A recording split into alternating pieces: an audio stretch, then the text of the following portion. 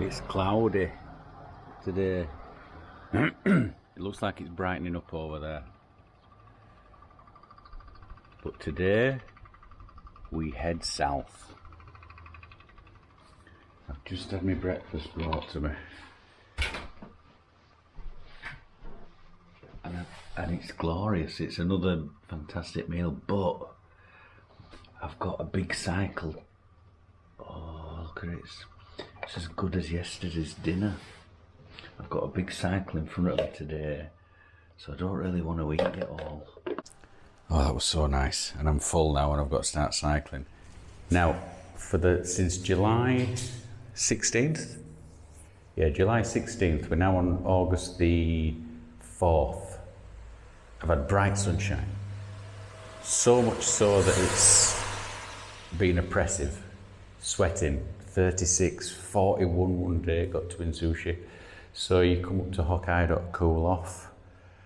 And the first day I start my cycling, the first day, having not seen the like in over 2.5 weeks, 3 weeks, it's pissing it down. So we're talking to the woman in the hotel, and she said that it's not had rain up here in 2 weeks, so these roads are going to be slippy. You can see there's already bubbling up, so I'm going to have to be careful. I'm going to have to be careful on these roads because there'll be drivers up here that have not driven in Hokkaido before, and you've got all these open spaces and they'll tend to put the foot down. So I'm going to have to watch myself. I'm going to be going inland today, first of all. I'll be going inland, so hopefully there's not going to be many on these country roads, and then I'll be joining up with this coast road a little bit later. Right, I'm completely loaded up now. There we go. Completely loaded up, and I'm going to get ready to go. It's stopped raining for a bit, so I think we're going to be all right there. These two old fellas have loaded up their bikes, they're ready to go.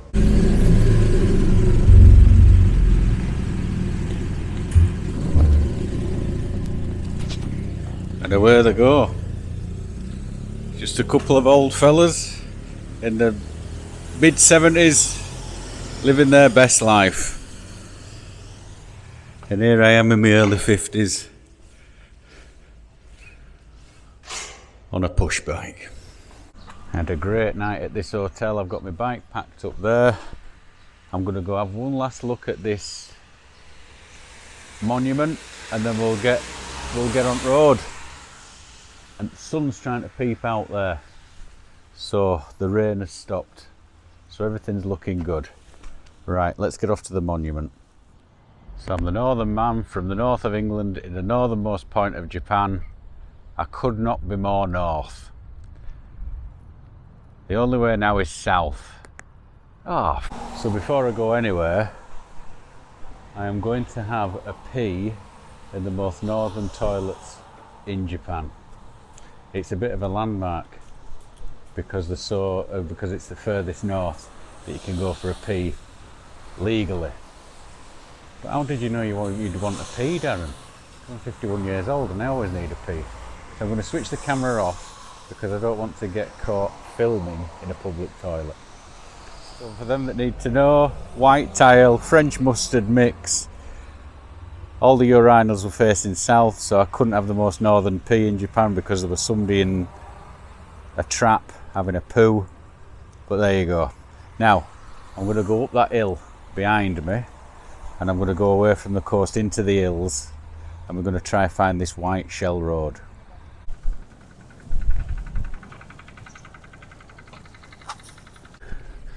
Right, I'm on the road, just heading out of the town. You can see the monument to the airplane disaster behind me. That's what we were at. That's where we were at yesterday. I'm leaving the town. I'm leaving it behind me. Just heading south. A big listening tower here that's listening in on the Russians. So, and in front of me we've got a windmill, which is a hotel. So we've got Korean air disaster, a listing post on the Russians, and a Dutch windmill. Bit of a mixed bag. Right, so I'm now heading into the Soya hills, and I'm heading towards White Shell Road. Now just outside the village I was staying in last night, I've come up the hill. I've not come that far actually. You can see windmills just behind me. But cows in fields. 15 years in Japan.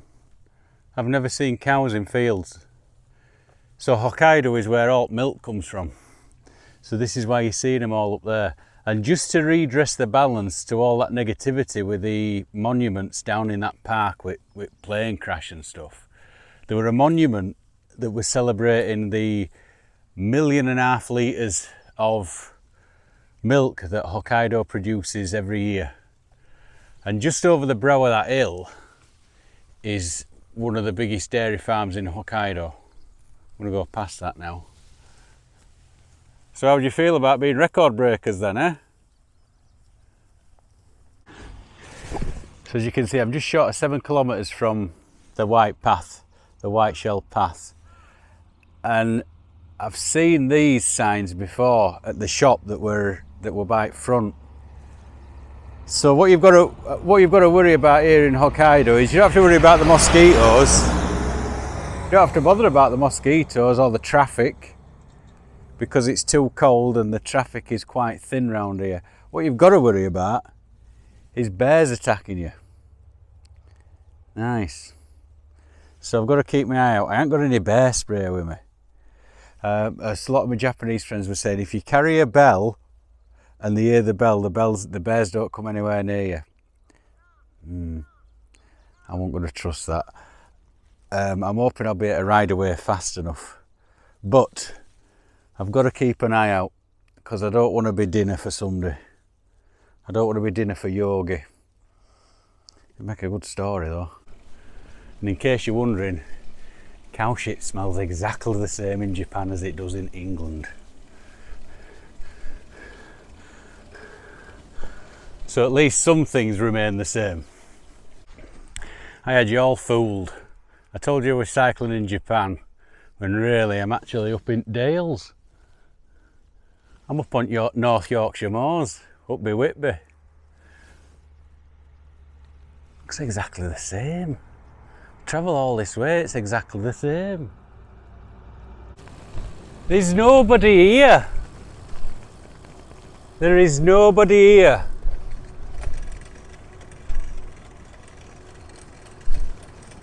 Oh joy. Place is more and more like North Yorkshire moors every turn I take.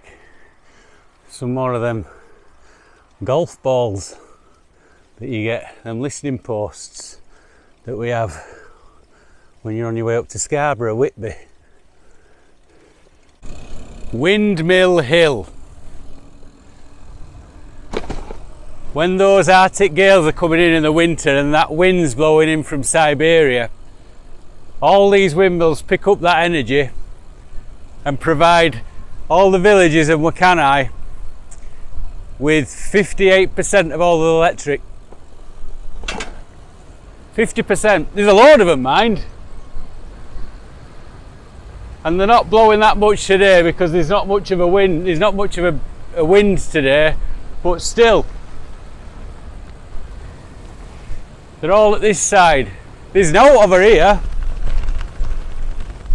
They're all at this side. Still about a kilometre away from that white path. We'll be there soon. It's very hilly. Yeah, the Soya Hills. Who'd have thought? Idiot.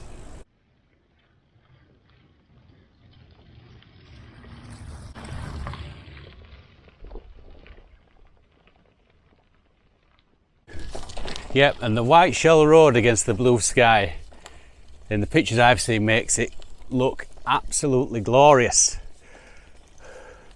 There's a little bit of blue sky up there, but there's no blue sky where I'm cycling. But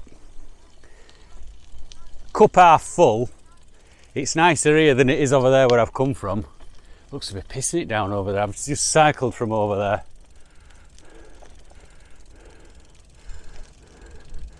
And now I'm gonna cycle along here, and then I should go around a corner which will lead me to the sea, and that's where everybody seems to take the photos. But total gridlock here.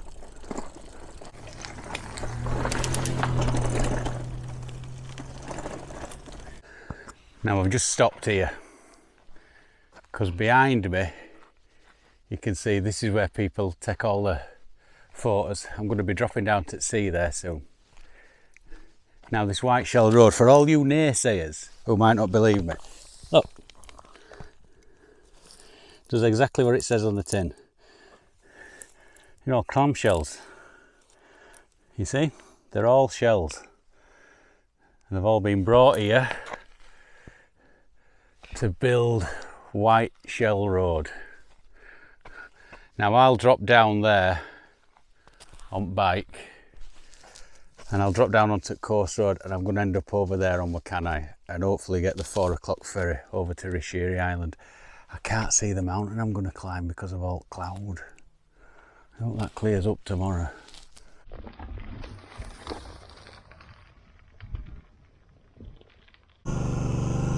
Chua. And this is I'm coming towards the end of it now, but this is the famous photo that you get. White Shell Road, Northern Hokkaido.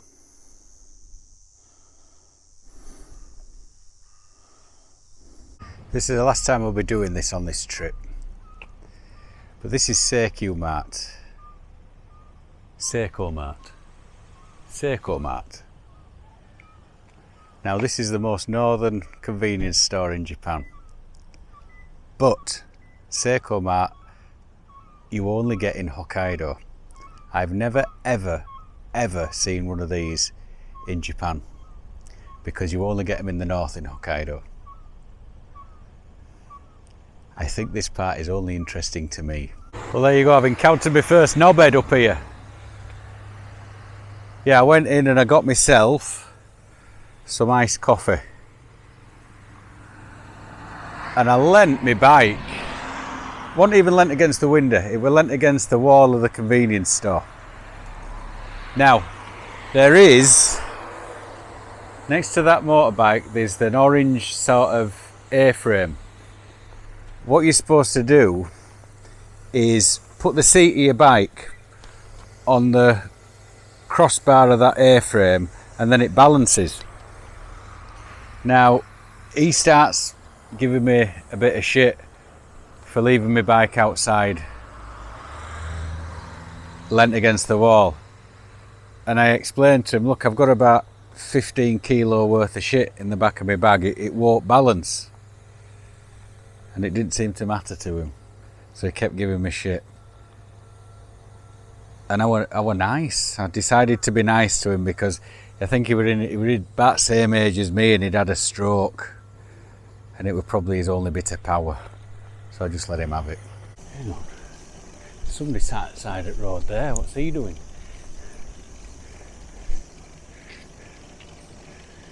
You are. This folk hiking. I saw a foreigner on a push bike, but he didn't have any panniers on the side, so I don't know if he's just gone up there for the day.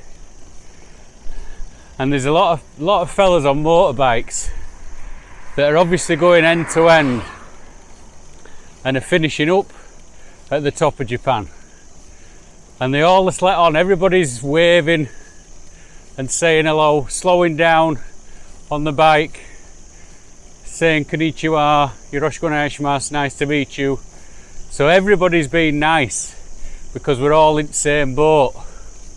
But I'm kind of meeting the people that are finishing, whereas I'm just starting.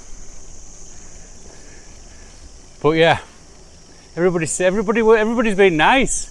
until that fella in convenience store. And I'm kind of wondering, he's probably had a stroke because he don't let the little shit go. All the stuff that annoys him is obviously let it build up in him, and he's had a stroke.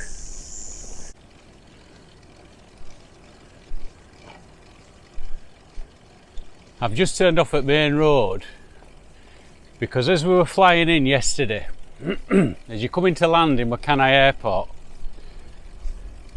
there you can see there's another turn off for it there. As you come into land, as you're landing, there was this massive lake. Massive.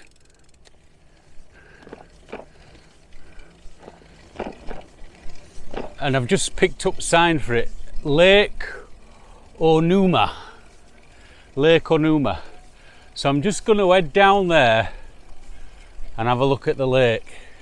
Now, we are riding on Gyunyu Kaido.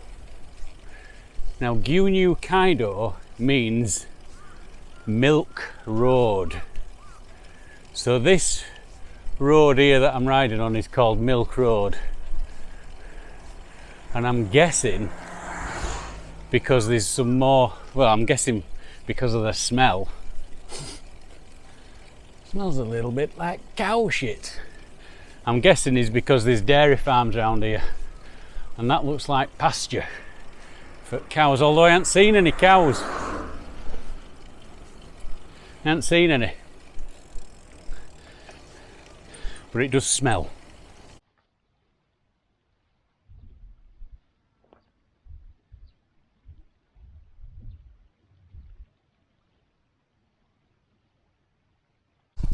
Lake Onuma. It's very peaceful. Yeah, it's very quiet.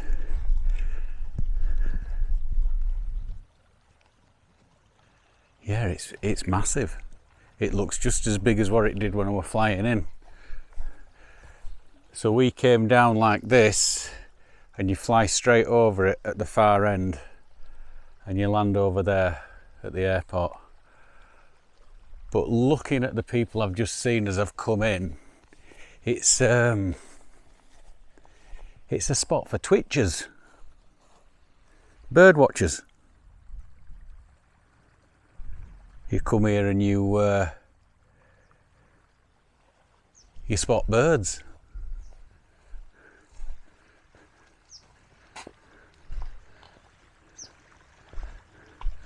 A perfect place for it. Now, the thing about travelling alone, there is an advantage to it and a disadvantage. Now, the advantages of travelling by yourself is I can do whatever I fucking want. I can stop whenever I want. I don't have to wait for anybody. I can stay for as long as I want, or I can just leave whenever I want. And that's fantastic. And I got a message from somebody in Argentina last night. Sent me a message on my Instagram. Aren't you feeling guilty about enjoying yourself so much when your kids are at home? Fucking what? You what? I've got 8 days away from the family. Seeing places like this, on my bike, doing whatever I want. Do I feel guilty? Not even the slightest. My daughter was sending me photos of what they were both doing last night. They've got the setup watching telly. They're living the best life. Because I'm not there, they seem to be enjoying themselves. So they're enjoying themselves more. I'm enjoying myself more. I'm kind of thinking they'd be better off without me. But then how do I get to torment them? Now I'll just do this for a few days, and I'll meet them down road, and then let the torment begin. Their torment on me, not mine on them, because they do know how to push the buttons. I've got many buttons, they've got many fingers, and they know how to push them. That there, just flying off, is a bird. Right, it's 2 o'clock now. I've just arrived at the ferry terminal, which is just behind me there, and I want to get my ferry ticket to Rishiri Island, but I can't buy the ticket until 3:40, and the boat leaves at 4:40. So I've got an hour and a half to kill. So this is Wakkanai port. So over there you've got the ferries that service Rishiri and Ribun Island, and it's not too busy, but there's still plenty of people that want to get over there. Now this one here, this is the ferry terminal for Sakhalin Island, which is to the big long island to the north of Hokkaido. So this is the Russian ferry terminal, and let me tell you, it's fucking closed. They've closed it down. Now I don't know how long it's been shut for, but they're not even keeping up with gardening. They've just let it go. So those gates don't look like they've been open for a while. And if we look inside the waiting room here, hang on. If you look inside the waiting room there, there's the map of Sakhalin Island, and it looks like nobody's been in there for a while. You can see on that desk over there, there's the Japanese flag and the Russian flag. Well, it appears that the Japanese have cut that link off as well. So it seems Putin's having bother in the east and the west of his country. Right, let's go buy a ticket. So my bike is all ticketed up for boarding to Rishiri Island, and it looks like this is my boat coming in now.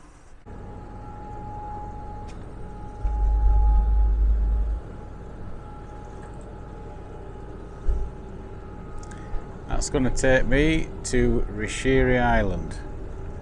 That fella seems to know what he's doing.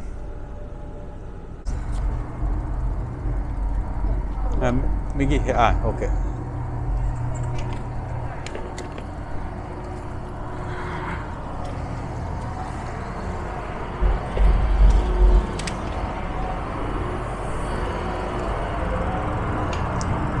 Arigatozaimasu.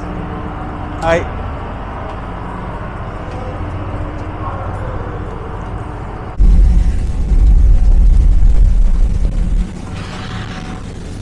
Look at this place. Jesus Christ, I'm supposed to be climbing that tomorrow. I think if that mountain could speak, it'd probably say, keep on ferry and sod off. Jeez, it looks frightening. Anyway, with a bit of luck, without incident, I should be at top of that tomorrow morning. See how I'm gonna go on. Arigatozaimasu.